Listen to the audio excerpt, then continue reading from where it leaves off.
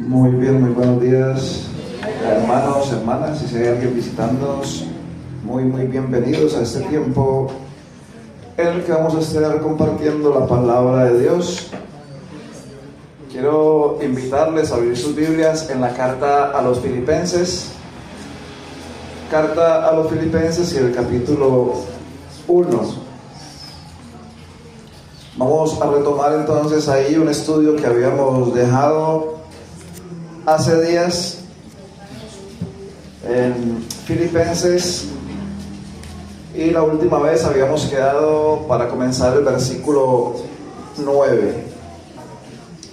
Entonces, Filipenses capítulo 1, vamos a leerlo desde el versículo 3. Filipenses capítulo 1, versículo 3, dice la Escritura: Doy gracias a mi Dios siempre que me acuerdo de vosotros, siempre en todas mis oraciones, rogando con gozo por todos vosotros, por vuestra comunión en el Evangelio desde el primer día hasta ahora, estando persuadido de esto, que el que comenzó en vosotros la buena obra la perfeccionará hasta el día de Jesucristo. Como me es justo sentir esto de todos vosotros, por cuanto os tengo en el corazón y en mis prisiones, y en la defensa y confirmación del Evangelio. Todos vosotros sois participantes conmigo de la gracia, porque Dios me es testigo de cómo os amo a todos vosotros con el entrañable amor de Jesucristo. Y esto pido en oración, que vuestro amor abunde aún más y más en ciencia y en todo conocimiento, para que aprobéis lo mejor, a fin de que seáis sinceros e irreprensibles para el día de Cristo, llenos de frutos de justicia que son por medio de Jesucristo, para gloria y alabanza de Dios. Quiero que sepáis, hermanos, que las cosas que me han sucedido han redundado más bien para el progreso del Evangelio, de tal manera que mis prisiones se han hecho patentes en Cristo en todo el pretorio y a todos los demás. Y la mayoría de los hermanos, cobrando ánimo en el Señor, con mis prisiones se atreven mucho más a hablar la palabra sin temor. Algunos a la verdad predican a Cristo por envidia y contienda, pero otros de buena voluntad. Los unos anuncian a Cristo por contención, no sinceramente, pensando añadir aflicción a mis prisiones. Pero los otros por amor, sabiendo que estoy puesto para la defensa del Evangelio. ¿Qué pues? No obstante, de todas maneras, o por pretexto o por verdad, Cristo es anunciado, y en esto me gozo y me gozaré aún. Porque sé que por vuestra oración y la suministración del Espíritu de Jesucristo, esto resultará en mi liberación, conforme a mi anhelo y esperanza de que en nada será avergonzado, antes bien con toda confianza como siempre. Ahora también será magnificado Cristo en mi cuerpo, o por vida o por muerte. Porque para mí el vivir es Cristo, y el morir es ganancia. Mas si el vivir en la carne resulta para mí en beneficio de la obra, no sé entonces qué escoger.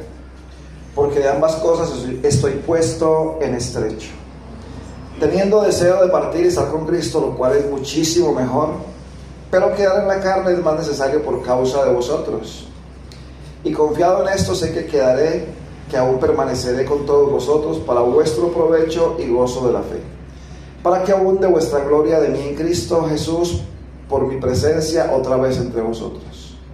Solamente que os comportéis como es digno del Evangelio de Cristo, para que, o sea que vaya a veros o que esté ausente, oiga de vosotros que estáis firmes en un mismo espíritu, combatiendo unánimes por la fe del Evangelio, y en nada intimidados por los que se oponen, que para ellos ciertamente es indicio de perdición, mas para vosotros de salvación, y esto de Dios, porque a vosotros os es concedido a causa de Cristo, no solo que creáis en Él, sino también que padezcáis por Él, teniendo el mismo conflicto que habéis visto en mí, y ahora oís que hay en mí. Y sin duda la sola lectura de la palabra de Dios traerá bendición a la vida de los creyentes y de quienes la escuchan.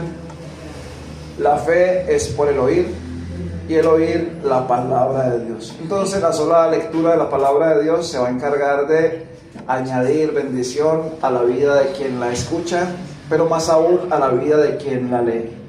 Quise leer casi todo el capítulo simplemente para que Dios en su soberanía pueda usar algún pasaje de estos para hablar a la vida de los creyentes acá presentes y de los no creyentes.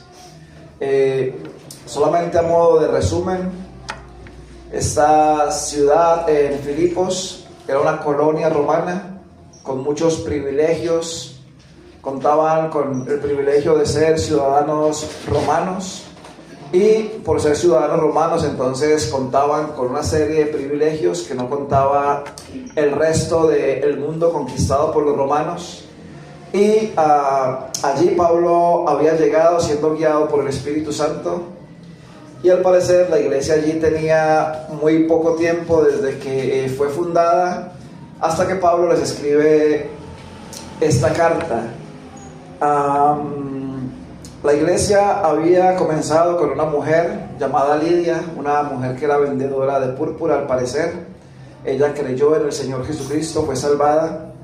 Había otra mujer también allí que había creído en el Señor Jesucristo. Bueno, Lidia al parecer con toda su familia habían creído en el Señor Jesucristo. Después una muchacha que era atormentada por un demonio, que fue liberada de ese demonio. Al parecer esa muchacha también fue salva. Y también tenemos entonces al carcelero allí cuando Pablo y Silas estaban encarcelados en Filipos, y ellos estaban cantando y orando al Señor. Y siempre he dicho que sin duda Pablo y Silas estaban cantando himnos del Evangelio, porque ¿cómo hacía este hombre para saber que necesitaba ser salvo? ¿Cómo hacía este hombre para preguntar, señores, ¿qué debo hacer para ser salvo? Si lo que hacían Pablo y Silas eran cantar y orar, sin duda mucho de eso había quedado grabado en la mente de este hombre. Y cuando se despierta, él quiere quitarse la vida, pero Pablo le dice que no se haga ningún mal, que todos están ahí. Y ese hombre, muy temeroso, llega delante de ellos y les dice, señores, ¿qué debo hacer para ser salvo? Y él, al parecer, con toda su familia también fueron salvos en esa ocasión. Entonces esta fue la primera iglesia en lo que se conoce hoy en día como Europa. Muy bien, con eso dicho en mente, pues esta ciudad representaba mucho para los romanos. Saben que allí se había librado una gran batalla, y entonces para que nunca olvidaran lo que había ocurrido en ese lugar, entonces Filipos fue nombrado como una colonia romana. Simplemente a modo de recordación, la carta a los Filipenses tiene muchísimos versículos que la mayoría de creyentes no sabemos. 1:6, por ejemplo, que el que comenzó en vosotros la buena obra la perfeccionará hasta el día de Jesucristo. 4:13, todo lo puedo en Cristo que me fortalece. 4:6 tal vez, por nada estéis afanosos. Y bueno, muchos de esos versículos nosotros los conocemos. También 3:20, que nuestra ciudadanía está en los cielos, de donde también esperamos a nuestro Señor, a nuestro Salvador Jesucristo, porque para mí el vivir es Cristo y el morir es ganancia. Bueno, muchos versículos de estos sin duda los hemos escuchado cientos de veces y están ahí en la mente y en el corazón. ¿Cuánto sabemos de la palabra de Dios? No es más importante que cuánto vivimos de la palabra de Dios, ¿cierto? Podemos tener la cabeza llena de conocimiento y el corazón vacío. Y es muy retador cuando uno se enfrenta a las Escrituras y uno ve muchas cosas ahí en las cuales uno tiene falencias y tiene escasez en la vida espiritual.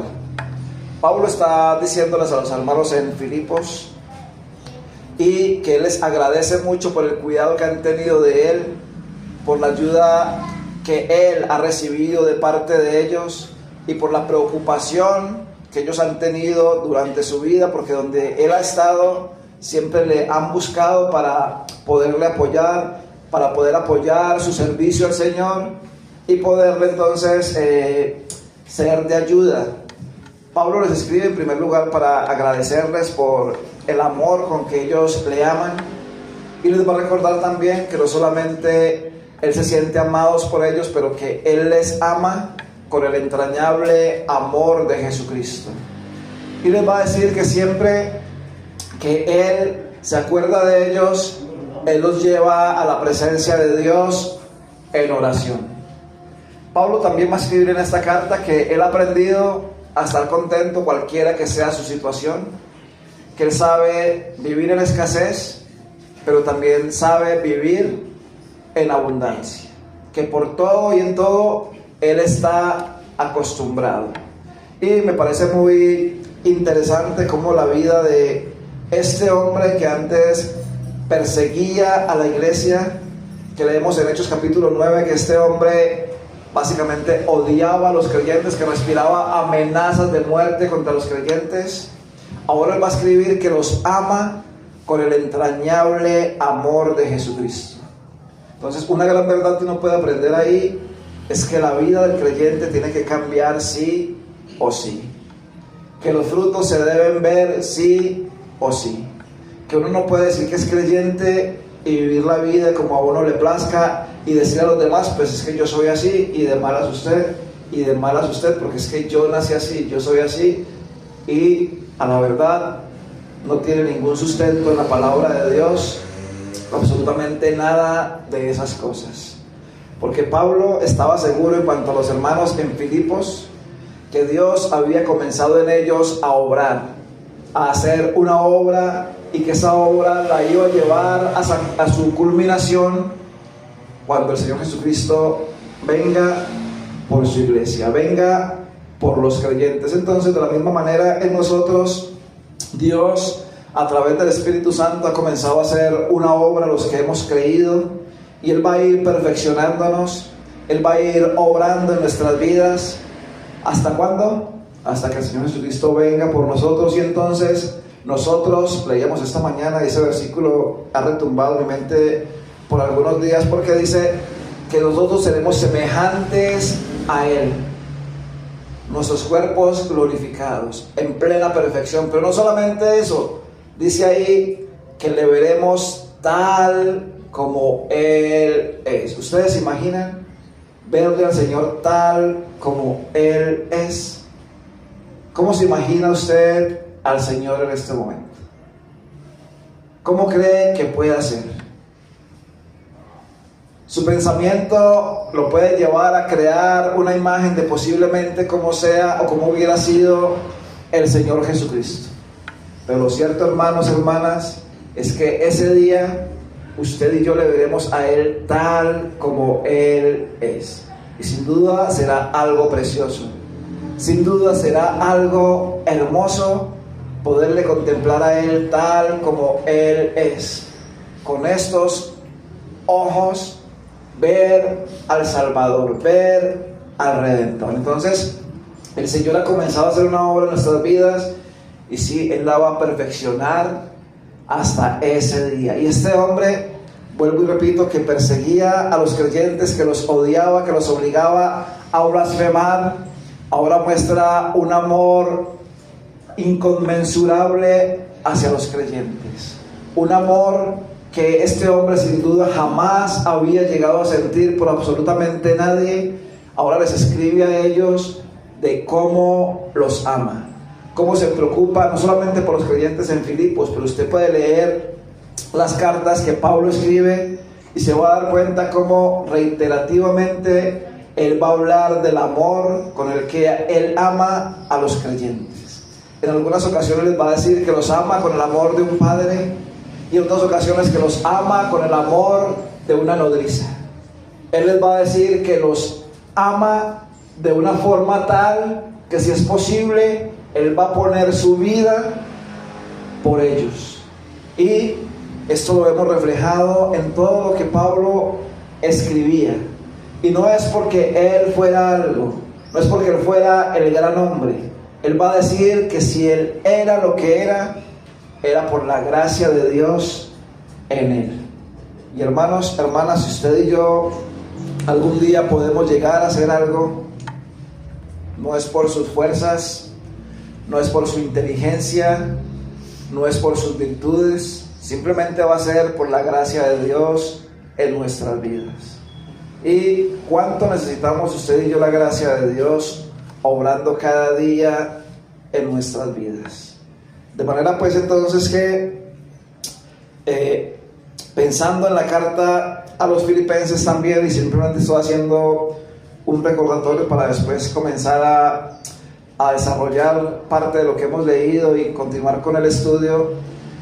Pero la carta a los filipenses, ustedes sabrán, claro que sí, que es llamada la carta del gozo o la epístola del gozo, porque vez tras vez Pablo está escribiendo ahí acerca de gozarse o de regocijarse en el Señor, cualquiera que sea la situación, y no importa lo adverso de las circunstancias, Pablo dice que él ha aprendido a gozarse y a regocijarse en el Señor. No es que los hermanos en Filipos vivieran de esta manera, pero es que Pablo vivía de esta forma, y a pesar de estar encarcelado, porque esa es una de las epístolas que él escribe desde la cárcel, él les va a decir que él se goza, que él se regocija en el Señor, y que los creyentes deben hacer lo mismo, gozarse y regocijarse en el Señor. Les va a decir que a pesar de las situaciones de la vida no deben estar afanosos, no deben estar ansiosos, sino que los creyentes puedan llevar toda necesidad, todo problema a la persona del Señor Jesucristo. Entonces, esto es importante. Ahora, uno de los capítulos más gloriosos, bueno, toda la palabra de Dios es hermosa, es preciosa, pero uno de los capítulos que, digamos, son más elevados, por así decirlo, es el capítulo 2 de la carta a los filipenses, por varias razones. Una de las razones es que Pablo les escribe a los creyentes diciéndoles que ellos deben sentir o tener el mismo sentir que había en el Señor Jesucristo. Ahora piense cuál era el sentir en el Señor Jesucristo. Era buscar su gloria, era buscar su beneficio, era buscar estar acomodado y estar bien. O el sentir del Señor Jesucristo fue no buscar lo suyo propio, sino buscar lo de los demás. Claro que sí, su sentir en primer lugar era la gloria del Padre, claro que sí, pero en segundo lugar fue obrar en favor del pobre, perdido y miserable pecador, es decir, usted, es decir, yo. El Señor Jesucristo va a ver a la gente y va a tener compasión de ellos, porque dice que eran como ovejas que no tenían pastor, y en su compasión y en su misericordia Él va a proveer para sus necesidades. Le vemos y leíamos en esta mañana cómo Él se acerca entonces cuando Él resucita al hijo de la viuda de Naín, y según un escritor tal vez judío, pero él escribe en francés, llamado Samuel Spokehome, él dice que según la tradición judía, en un sepelio, la madre del difunto debía ir adelante, detrás de ella iba el féretro, y detrás del féretro venía la multitud.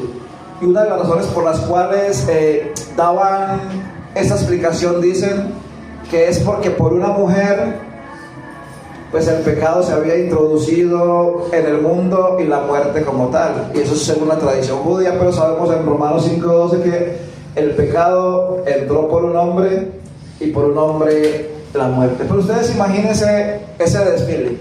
Por un lado, si ustedes leen el contexto ahí en Lucas, por un lado viene la multitud subiendo, y por el otro lado viene el Señor Jesucristo con otra multitud detrás, y se encuentran el príncipe de la vida, el Señor de la vida, y se encuentra allí con la muerte misma. El único que tiene poder para decirle a esa mujer no llores es el Señor Jesús, porque Él podía no solamente consolarla, pero con justificada razón Él le va a decir no llores. ¿Qué más le dice el Señor Jesucristo a esa mujer? Lo siento mucho, es muy duro que está pasando por esa situación. Sí, la entiendo, la comprendo. Muchas veces las palabras sobran en momentos como esos, ¿verdad? Simplemente el Señor Jesucristo le dice a esa mujer, no llores.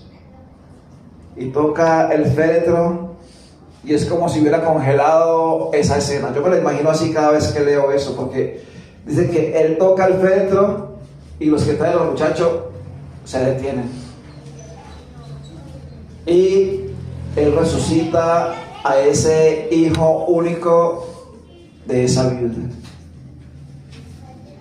Ven, Él siempre está obrando a favor del pobre pecador, del hombre necesitado. Leíamos en esta mañana también que Él no tenía dónde recostar su cabeza. El único lugar que encontró para recostar su cabeza fue allí muriendo en la cruz del Calvario, después de haber dicho consumado es. Viene a Él también un leproso, despreciado por los demás, que tiene que gritar con la mano puesta en la boca o con un bozal, decir inmundo, inmundo. Y este hombre viene, se acerca al Señor Jesucristo, se arrodilla delante de Él y le dice, Señor, si quieres, puedes limpiarme. Y el Señor dice, quiero ser limpio. Ninguno que fue al Señor Jesucristo recibió un rechazo de parte de Él, ni aun Judas. Porque cuando Judas va a Él, aún para entregarle y le da ese beso, el Señor Jesucristo le dice, ¿a qué vienes, amigo? No había en Él absolutamente nada de rechazo hacia ninguna persona. Ese sentir que había en Cristo Jesús es el sentir que Pablo reclama que haya en los creyentes de Filipos, pero también que haya en su vida y en mi vida. Y ahí es donde la palabra de Dios a mí me golpea y me da duro y me da fuerte y me corta, porque sí, este libro precioso es comparado a una espada de dos filos que debería cortar para allá, pero principalmente corta para este lado. Y cuando uno piensa en el sentir que hubo en el Señor Jesucristo, yo me siento pero tan lejos, tan miserable, al pensar, hombre, ¿quién soy yo? ¿Quién me creo yo? ¿Soy mejor yo acaso que el Señor Jesús? Para nada, jamás. Lejos, muy lejos de ser mejor o igual o medianamente acercarme a lo que Él es. Haya pues en vosotros ese sentir que hubo también en Cristo Jesús. Y comienza a decirles a los hermanos de Filipos, miren su ejemplo, el cual siendo en forma de Dios, no estimó el ser igual a Dios como cosa a que aferrarse. Y yo me pregunto, ¿a qué se aferran los creyentes hoy en día? ¿A una posición económica? ¿A un carro? ¿A una finca? ¿A una casa? ¿A una moto? ¿Habrá algo más sublime que la comparación que Pablo hace del Señor Jesucristo siendo Dios y no estimar el ser igual a Dios, sino tomar forma de siervo? Hermanos, cuánta, vea, yo hablo por mí, siempre me golpeo acá, cuánta falta nos hace ser humildes, humillarnos a nosotros mismos, menguar para que el Señor Jesucristo pueda crecer en nuestras vidas. Esta carta, por tanto, es una carta preciosa, es una carta hermosa y una carta que nosotros deberíamos leer vez tras vez tras vez. Hay tres personajes principales acá, ustedes lo van a notar. Está, bueno, digamos que sí, tres. Está Pablo, está Timoteo y está Epafrodito. Pablo es quien les está escribiendo desde la cárcel. Seguramente allí está Timoteo y está también Epafrodito acompañándole. Epafrodito había sido quien había llevado la provisión a Pablo hasta allá, hasta la cárcel, quien había estado a punto de morir. Ustedes van a leer el capítulo 3, por causa de la obra, quien se había angustiado porque estaba en esa condición. Pero Pablo también va a hablar de Timoteo, que no hay otro como él, que tan desinteresadamente se interese por los creyentes.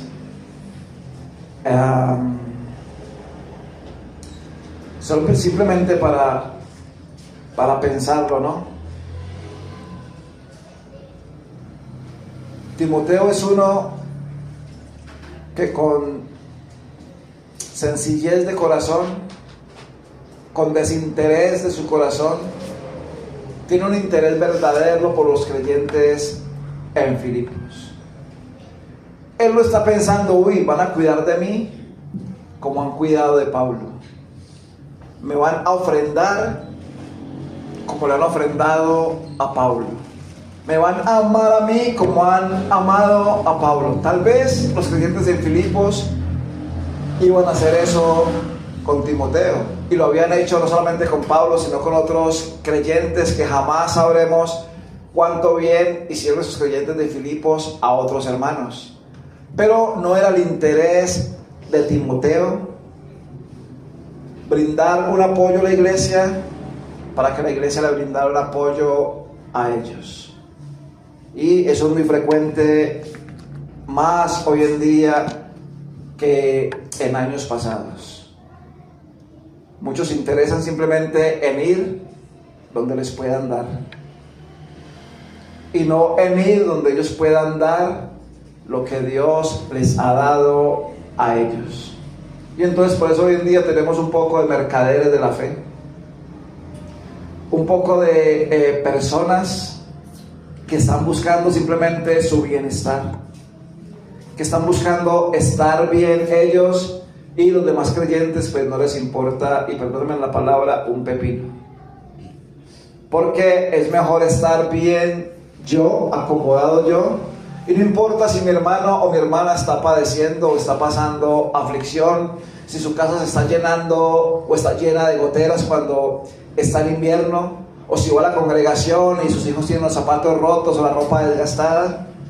Con tal de que yo me ponga la camisa de última moda, con tal de que yo me coloque el mejor pantalón que hay, los zapatos más caros, los demás no importan. Pero hermanos, eso no es lo que enseña la palabra de Dios. Ese no es el ejemplo del Señor Jesucristo. No leemos del Señor Jesucristo absolutamente nada de cosas nuevas en Él. Él va a hablar de algo nuevo simplemente cuando un día nosotros estemos, creo, en las bodas del Cordero, y Él va a hablar simplemente de dice, hasta el día que lo vea nuevo con vosotros en los cielos. Pero busquen las escrituras a ver si dice que es que el Señor Jesucristo, pues no sé, como dice de otros hombres, que tenía 10 camellos, 10 prendas de vestir, 10 bueyes. Usted puede buscar y no va a encontrar absolutamente nada en la escritura que hable algo acerca de eso, de la persona del Señor Jesucristo. No hay absolutamente nada de eso. Ahora, con esto dicho, esta carta a los filipenses también es una invitación a trabajar por el Señor, a vivir para Él. Y yo les he dicho en ocasiones acá, y no me canso de repetirlo, pero ese versículo 21 de Filipenses 1, que dice: porque para mí el vivir es Cristo y el morir es ganancia. Creo, hermanos, que nosotros lo hemos suavizado, que nosotros lo hemos acomodado a nuestra forma de verlo. Y entonces decimos, no, pues si vamos en un carro y si nos accidentamos, no, pues el morir es ganancia. ¿Sí? ¿Y su vivir ha sido Cristo? ¿Mi vivir ha sido Cristo? ¿Mi vida realmente ha sido el Señor? Porque para Pablo lo era. Y él puede decir con toda certeza, porque para mí el vivir es Cristo. Y la vida, la razón de ser, la razón de vivir de Pablo era el Señor Jesucristo. Y él había dejado todas las cosas como pérdida. Para él todas las cosas, las demás cosas eran como estiércol, por causa del conocimiento del Señor Jesucristo. Él había sufrido demasiado yendo a hacer lo que el Señor le había encomendado. Y a pesar de ese aguijón en su carne que él tenía, que le molestaba, por el cual muchos de nosotros hubiéramos renunciado a hacer lo que sea y nos hubiéramos quedado postrados en una cama quejándonos, él seguía viviendo para el Señor. Él seguía siendo imitador del Señor Jesucristo.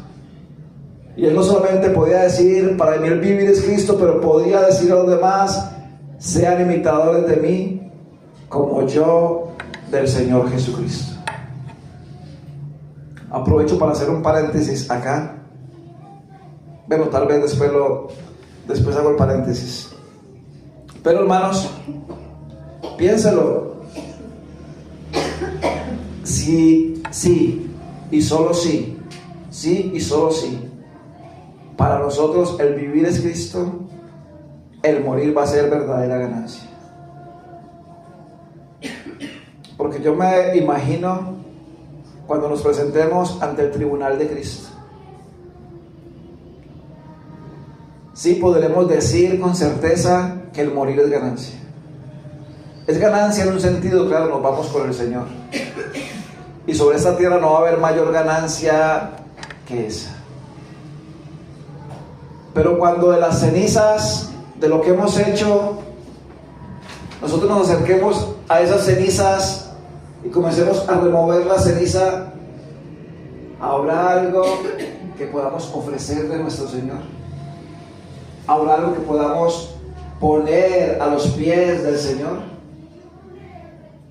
Muchas veces los ufanacos decimos que el morir es ganancia, pero nuestro vivir no es Cristo. Entonces, ¿cómo es la cosa? ¿Cómo será ahí? ¿Estamos diciendo cosas ciertas o simplemente estamos acomodando la palabra de Dios a lo que nosotros pensamos? Miren, Pablo tenía se sentía como en un sándwich. Él era como la mortadela ahí en medio de los dos panes. Él dice, bueno, estoy puesto en estrecho, estoy así como en un sándwich. Yo tengo el deseo de partir y estar con Cristo, lo cual es muchísimo mejor. Y hermanos, muchísimo mejor para nosotros, claro que sí. Será estar con Cristo. ¿Quién no quiere estar con Cristo? Ya en la gloria con Él. Yo quiero, porque es muchísimo mejor. Y él dice, pero bueno, pero si el quedar en esta carne resulta para mí en beneficio de la obra,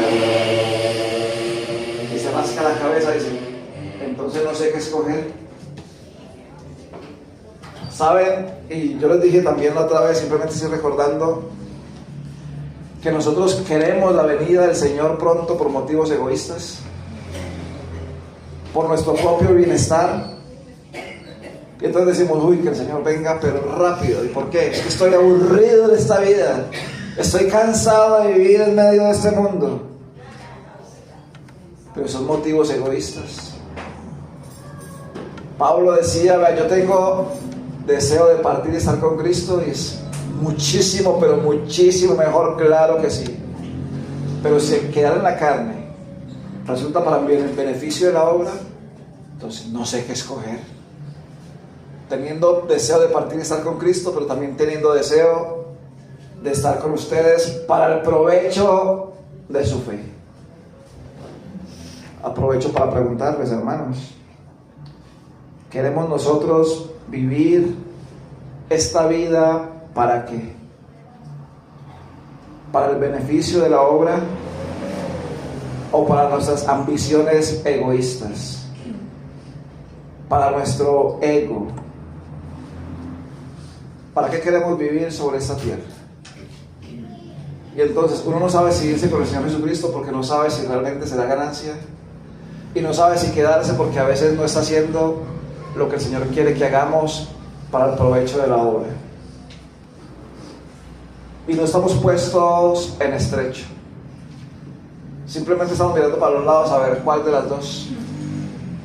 Pero es que eso nos apriete de tal forma que uno diga, bueno, el Señor Jesucristo es el mejor, pero si puedo hacer de ayuda, pues voy a ayudarles. Simplemente para que lo pensemos, y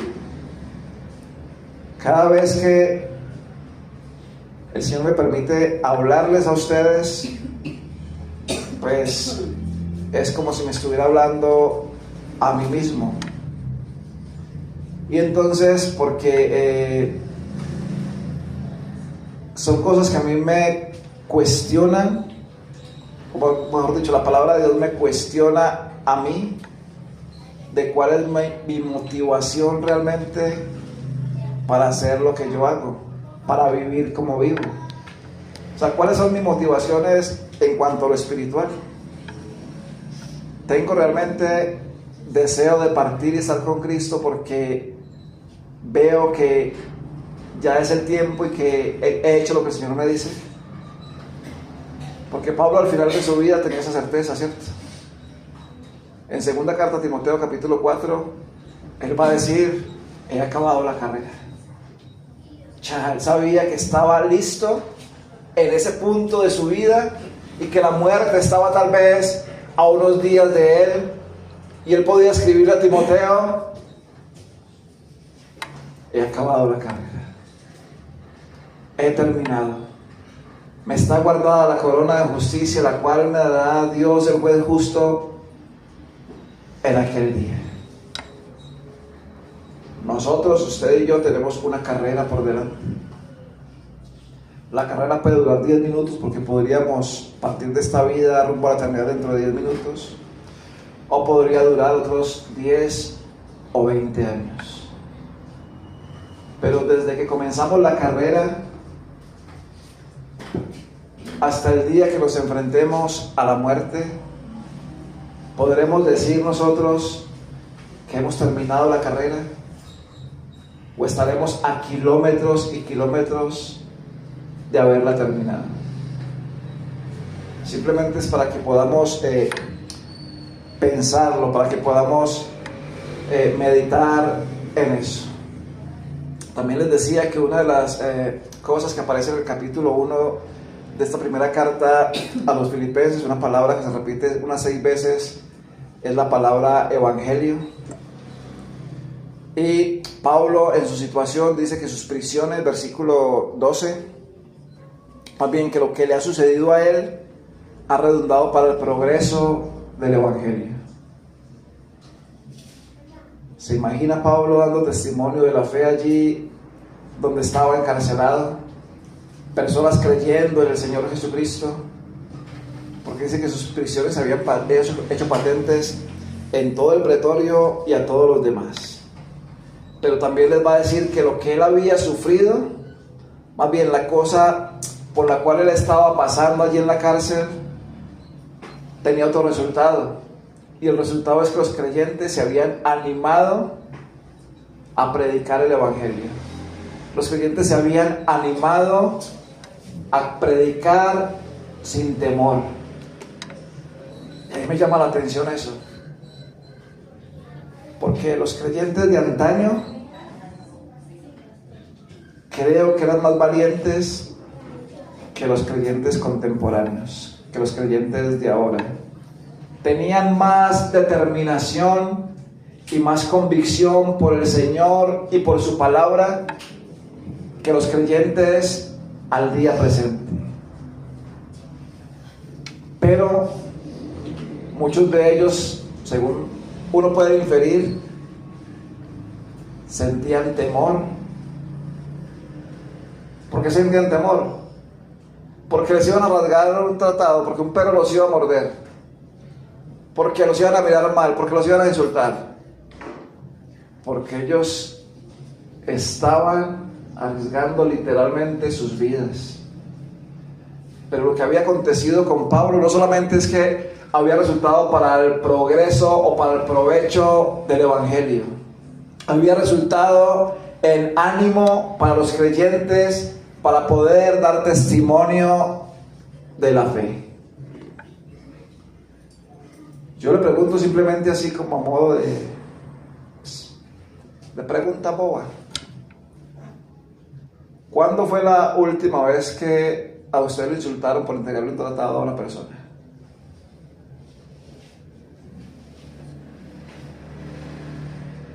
Sí, solamente se escuchan los grillos, ¿cierto? ¿Cuándo fue la última vez? Y ese sí es fácil, que usted pudo entregarle un texto, un tratado a alguien. Otra vez los grillos. Pues la pregunta es: ¿para qué estamos viviendo nuestras vidas? Muchas veces nos quejamos de que no hay nada para hacer para el Señor, y allá afuera hay un mundo de cosas que usted y yo podemos hacer que ni nos imaginamos. Lo más cerca que yo estaba de sufrir por el Señor Jesucristo fue una vez que casi muerde un perro. Y a mí se me sobresaltó el corazón porque ese perro agarró esas revistas y le pegó esos colmillos, rompió revistas y lo rasgó. Yo, donde me agarra la piel del perro me rompe de una, pero eso es una tontería, una cosa diminuta con lo que creyentes alrededor del mundo hoy mismo, muchos están sufriendo. En Colombia tal vez puede ser. Lugares que usted y yo no sabemos. El otro día un hermano me dijo que estaba en uno de los pueblos del Quindío repartiendo unos textos de Juan 3:16 y de Romanos 5:8, y una señora salió detrás de él maldiciéndolo. Y esa señora venía casi que le pegaba, y el hermano pues obviamente asustó y comenzó a correrle a la señora, porque la señora parecía loca para pegarle, y el hermano comenzó a correr a esconderse. Dice que cuando por fin se había liberado a la señora, por ahí apareció en otra esquina la señora para insultándolo. Entonces llegó y abordó el bus y se fue. Y se fue a ese pueblito porque pues, ¿cómo va a quedar acá para que me pegue esa señora? ¿Eso es sufrir por Cristo? Pues sí, pero eso es lo mínimo. Eso no es una diminutez. Creo, hermanos, que nosotros necesitamos vivir más para el Señor y menos para nosotros mismos.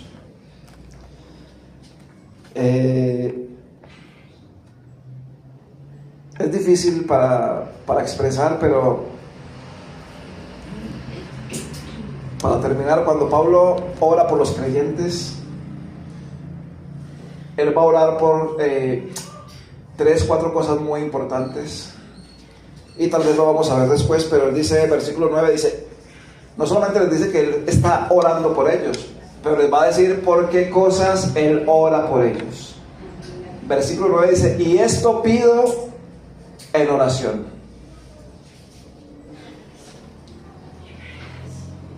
Simplemente otras 2 preguntas. Cuando oramos por los demás. Cuando oramos por la iglesia de Dios en este lugar. Cuando oramos por las demás asambleas a nuestro alrededor. Oramos no solamente por los ancianos, pero oramos por los creyentes.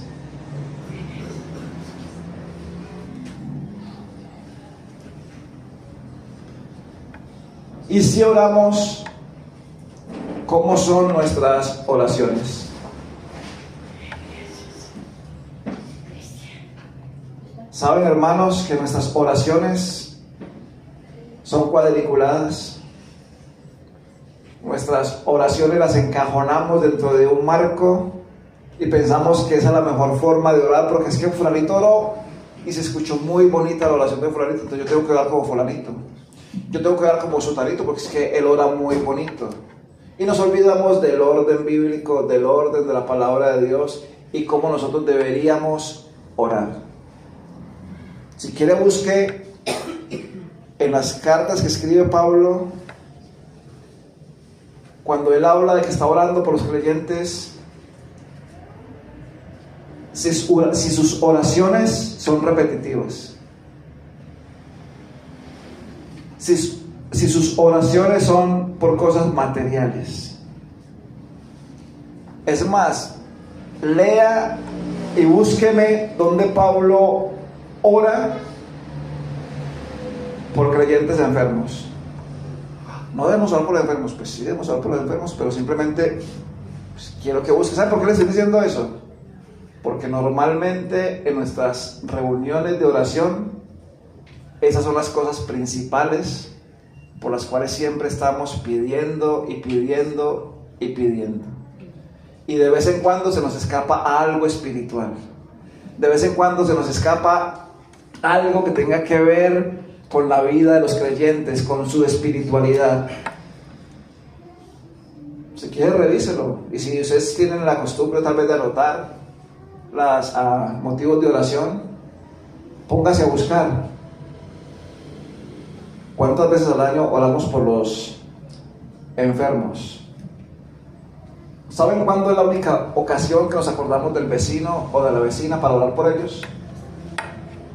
Cuando se enferman, cuando les pasó un accidente. Entonces, orar por el vecinito tal que se accidentó y está muy grave en el hospital, que el Señor le sane, pero que también le salve.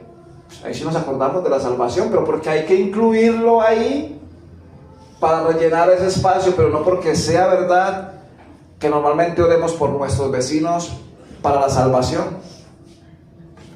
Díganme ustedes si es mentira. Siempre estamos orando por los hermanos enfermos. Claro, hay que orar por los hermanos enfermos. ¿Es bíblico hacerlo? Claro que sí. Pero nuestras oraciones deberían ser más espirituales. ¿Qué pide Pablo en oración para los creyentes en Filipos? Él les va a decir, y esto pido en oración: primero, que vuestro amor abunde aún más y más. No está pidiendo que los creyentes sientan amor, porque Pablo sentía el amor de los creyentes en Filipos. Él sabía que lo amaban,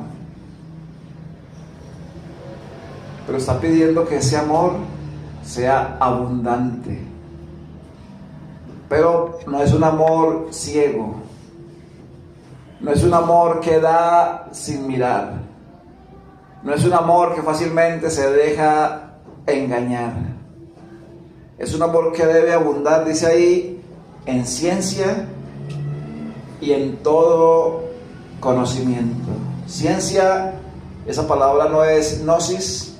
Esa palabra acá tiene una preposición que es epi, entonces es epignosis, y es esa preposición epi en el griego, significa estar por encima o sobre, y la otra palabra gnosis es conocimiento. Entonces epignosis básicamente creo yo que tiene que ver con un conocimiento espiritual alto, elevado, no un amor que da por dar, no, un amor que sabe cómo y a quién dar, cuándo y dónde dar. Porque ¿saben qué pasa cuando las personas ven que usted tiene suficiente amor para con los demás? Van a abusar de ese amor, se van a aprovechar de ese amor. Y esto lo hemos visto constantemente con un hermano acá en Colombia, que por su amor hacia muchos creyentes, muchas personas han abusado de él hasta la saciedad. Creo que al hermano le ha hecho falta esto, que nosotros hubiéramos orado por él, para que ese amor abundara más y más, pero en ciencia y en todo conocimiento, que supiera discernir cómo, cuándo, a quién y cómo dar. Cuando usted muestra suficiente amor, muchos van a abusar de ese amor. Pero ¿cuándo fue la última vez que oramos por eso como congregación, por algún creyente, por la asamblea misma? Nunca, ¿verdad? Pues yo digo que nunca, no se puede que yo hayan orado, pero pues yo de atrevido acá digo que nunca. La asamblea cada cuántos años va a cumplir 15 años. En esos 15 años, ¿cuántas veces se han orado por eso, por algún hermano?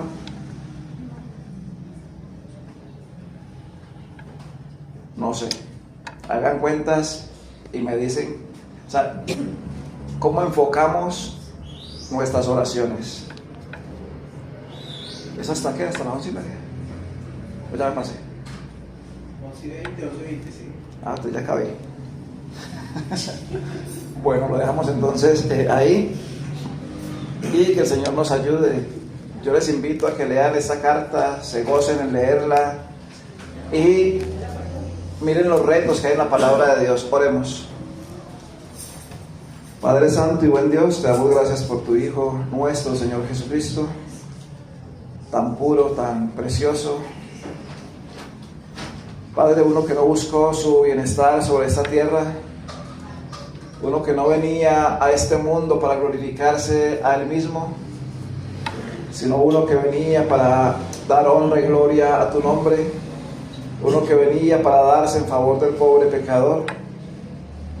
Y Padre, te pedimos perdón, quien te habla lo hace, porque en mi vida no hay el mismo sentir que ha habido en el Señor Jesucristo. Y muchas veces ha prevalecido más lo que yo quiero, lo que yo puedo, que lo que debería ser la verdad. Buscar el bienestar de mis hermanos, buscar el bienestar de mi prójimo. Y Padre, muchas veces, aunque podamos saber algo de tu palabra, ella misma nos humilla porque realmente no la cumplimos como deberíamos cumplirla, no la vivimos como deberíamos vivirla. Y Padre, si de verdad nuestro vivir fuera el Señor Jesucristo, pues estaríamos viviendo para honrar y glorificar tu nombre, estaríamos viviendo para el provecho de la obra, estaríamos viviendo para que los demás fueran edificados, fueran animados y fueran ayudados, y muy poco pensaríamos en nosotros mismos. Padre, gracias que tu palabra nos exhorta, tu palabra nos redarguye, y Padre, ayúdanos a vivir como tú quieres que nosotros vivamos, que podamos decir como Pablo le podía decir a los hermanos allí en Filipos, que nosotros podamos honrar tu nombre, que podamos glorificar tu nombre, pero especialmente, Padre, que no seamos tropiezo en cuanto al Evangelio para absolutamente nadie. Oramos en el precioso nombre del Señor Jesucristo. Amén.